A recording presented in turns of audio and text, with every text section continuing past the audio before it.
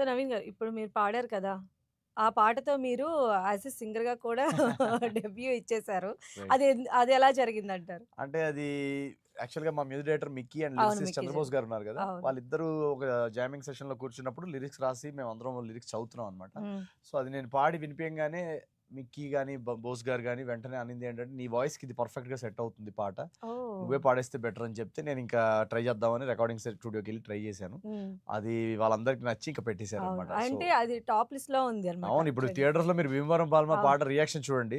ప్రతి సింగిల్ స్క్రీన్స్‌లో గాని, మల్టీప్లెక్స్‌లో గాని గెంతులేస్తున్నారు ఆ పాటకి. అవును. అవును. సో, చాలా చాలా హ్యాపీ ఆ పాట రెస్పాన్స్‌కి. హ్మ్.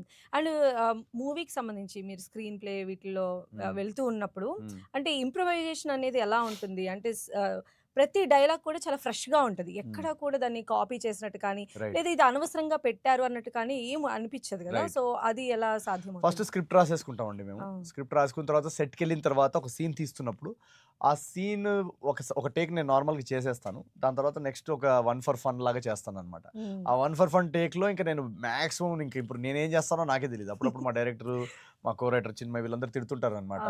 సో, మారి మా డైరెక్టరు వీళ్ళందరూ అవును. అవును. తిడుతుంటారు. అమ్మో!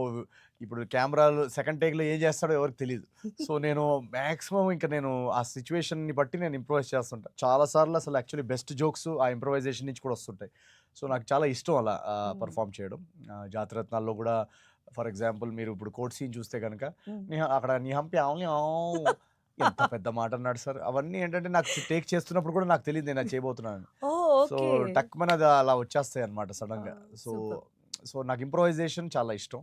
అండ్ బట్ ఫస్ట్ ఒక స్క్రిప్ట్ అయితే ఫస్ట్ రాసేసుకుంటాం. హ్మ్. దాని తర్వాతే ఇంప్రూవైజేషన్ అనేది సెకండ్ టేక్, థర్డ్ టేక్. హ్మ్. యాహ్! అండ్ ఈరోజు మీరు ఈ స్టేజ్‌లో ఉన్నారు. అంటే నాన్నగారు గూడా రెస్పాండ్ అయ్యారు. హ్మ్. మా అబ్బాయి ఈ స్టేజ్‌లో ఉన్నాడు. ఇంతమంది ఆదరణ పొందుతున్నా అంటే నేను చాలా హ్యాపీగా ఫీల్ అవుతున్నా అని చెప్పారు కదా! రైట్. సో, అది ఎలా అనిపిస్తుంది మీకు? డెఫినిట్‌గా మా పేరెంట్స్‌కి హ్యాపీనెస్ మా పేరెంట్స్ చాలా ప్రౌడ్‌గా ఉన్నారు ఈరోజు. అవును. అవును. ఎందుకంటే వాళ్ళు చాలా కష్టాలు చూసారు లైఫ్‌లో. అండ్ నేను స్ట్రగుల్ పీరియడ్‌లో సినిమా హీరో అవుదాం అనేసి ఉద్యోగం మానేసి ఈ బాంబేలో గాని, ఇటు ఫస్ట్ ఇటు స్టార్ట్ చేసిన తర్వాత బాంబేలో నేను చాలా ఆర్థికంగా చాలా సఫర్ అయ్యాను.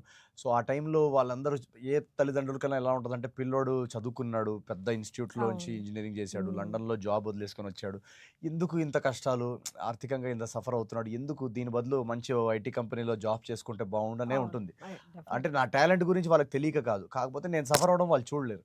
సో, అలాంటి స్టేజెస్ అన్నీ చూసొచ్చారు వాళ్ళు. సో, హ్మ్. అందుకే ఈరోజు వరుసగా ఇన్ని విజయాలు చూస్తుంటే వాళ్ళు చాలా ఆనందంగా ఉప్పొంగిపోతున్నారు. సో, వాళ్ళ టెన్షన్ తగ్గించి వాళ్ళని ఇంత ప్రౌడ్‌గా చేసి మా నాన్నగారు గాని, అమ్మగారు గాని ఇప్పుడు ఫంక్షన్స్‌లో వెళ్ళినప్పుడల్లా మా అబ్బాయి నవీన్, నవీన్ మా అబ్బాయి అని చెప్పడం. అవును. సో, అవును. వాళ్ళు చాలా హ్యాపీగా ఉన్నారు. వాళ్ళ స్ట్రెస్ తగ్గించినందుకు నేను తెలుగు ప్రేక్షకులకు చాలా